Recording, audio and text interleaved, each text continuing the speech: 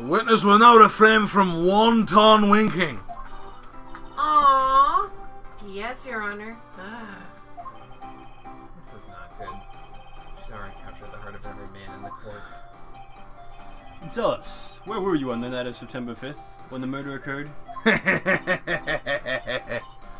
Gee, I was like in my hotel room. Silence, I Bowman! checked in right after lunch. I had lunch with the cravat, of course. What? Lying, bitch! Bowman, where have you been? No, it's not. I've been on your neck.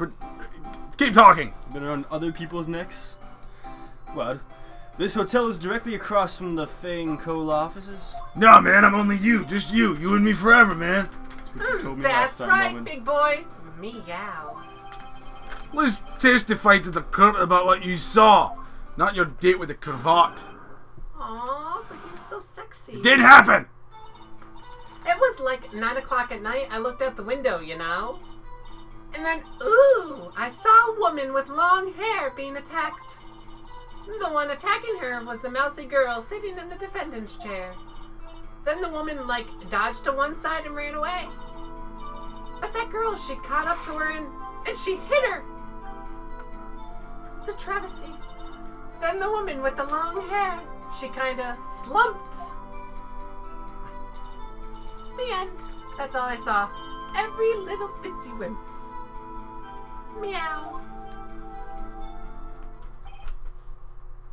Did anyone else just see it? Never mind. Well, Your Honor. You see, it was a remarkably solid testimony. I don't see a need to trouble the witness any. Well, wait, Your Honor. Yes, Mr. Wright.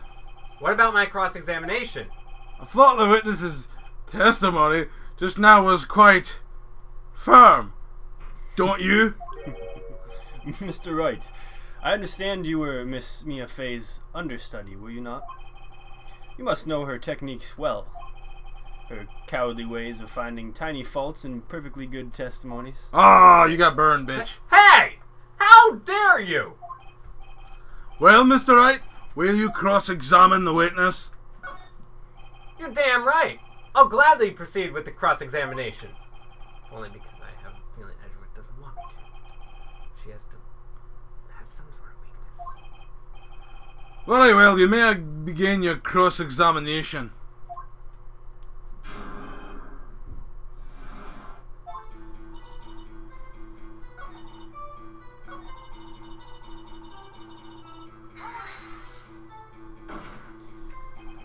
How do you know she was the defendant? Huh? Well, you know. She had a girlish physique. Women know these things. Look, I just know, okay? There was only one person at the scene of the crime with a short, girlish figure. Unless you were there. The testimony is bulletproof, Your Honor. Burn. He's right to a point. But I question this testimony. Hold it! 1 minute. That testimony sucks. What? Excuse me? Miss May, I'm willing to bet that you are not telling the truth. Did you really see the defendant? Mr. Wright, what's the meaning of this? Yes, what is the meaning? Someone tell me because I'm clueless about this. I mean... I bet. Okay. If you really had witnessed my client, Maya Fey, you would have noticed her clothes before noticing her physique. No one wears clothes like this on a daily basis, except her. And I'm no expert on fashion, but her hairdo looks far from normal to me. Mine too, but... However, the witness's testimony mentions neither of these things. The testimony is bogus. But... Still, we don't know if she was dressed that way the night of the murder. She was, Your Honor. I saw her. And so did Detective Gumshoe. What do you say to that, Miss May? What are you trying to say, you mean lawyer? I saw what I saw. I just didn't think all the trifling little details were necessary, darling. Miss May, the court would like to remind you to please omit nothing in your testimony. I'm sorry, Your Honor. I'll be a good girl. I promise. Ugh. How the crap do you keep doing it without moving? The testimony, now. Again, right now. Damn, I almost had her. Crazy woman. I did see everything I did. The victim, the woman, dodged the first attack and then ran off to the right. Then the girl in the hippie clothes ran after her.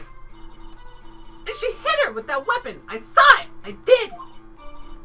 That clock, that's kind of statuey clock. Thinker, right? Yeah. Well, does the accuracy of my report not startle you? Tee.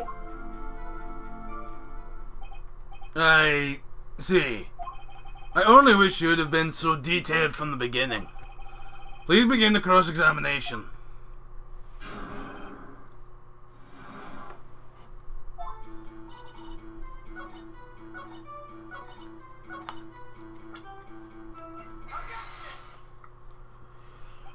Miss May, what you said just now was quite revealing. Revealing? Ooh, you like that, wouldn't you? Naughty Mr. Lawyer. Just. You just said that this statue of the Thinker was a clock. But there's no way of knowing that just by looking at it. Another person in the same position as you recently called this a clock too. And he was found guilty of murder. Order! Order! Miss May, can you explain how you know this was a clock?